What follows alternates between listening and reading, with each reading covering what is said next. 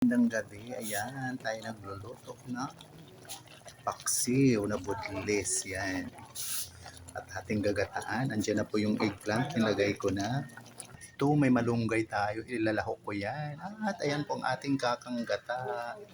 Ayan, paibas-ibasan ko muna ng sabaw.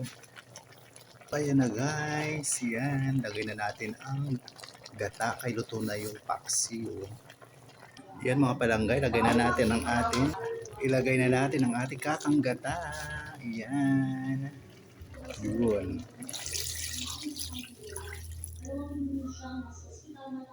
Ayun guys, nailagay ko ng kakanggata natin. Pakuluin na natin para ilagay na natin ang malunggay. Yan. So ayun na guys, antayin na lang natin kumulo at huwag na natin takpan para hindi mamuo yung gata. Yan. So yun na guys, kulo na. Pakuluin pa natin para maluto talaga yung gata, mga palangga. Yan. Ayun po, pwede na natin ilagay ang malunggay. Yan, kulong-kulo na siya. Ayan po. Ayan na po mga palangga, kulong-kulo na. So yun, para-paraan lang po, para mapasarap po natin ang ating menu. Ganun talaga, pag nagluluto ka, kailangan marunong ka gumawa ng paraan na maiba naman ang yung luto. So yun na mga palangga, luto na. Yummy na po ang ating ginataang paksiw with eggplant and malunggay. Yan.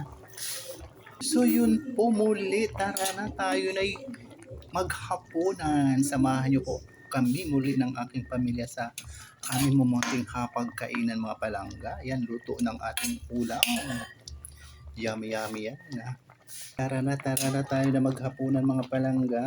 Muli, maraming salamat sa patuloy na pagsubaybay sa aking mga mumunting video sa Ramil Javier Ella Vlog. Yan. Thank you so much for watching, sharing, follow, and like. Love, love, love. God bless us all po. So, ayan ang mga palangga. Lutoon na talaga siya. Tara na. Tayo na mag-prepare sa ating hapagkainan. At nang makapagsandok na. Ayan, luto na po. Nakaluto na po ang inyong chef. Si Ramil Javier L. Vlog. Ayan. Tikman natin ang sabaw. Yummy. Yan.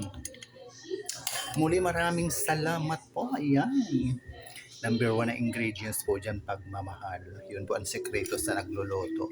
Kailangan masaya ka at bukal sa loob mo ang pagtatrabaho ng iyong ginagawa. Yan. Bye!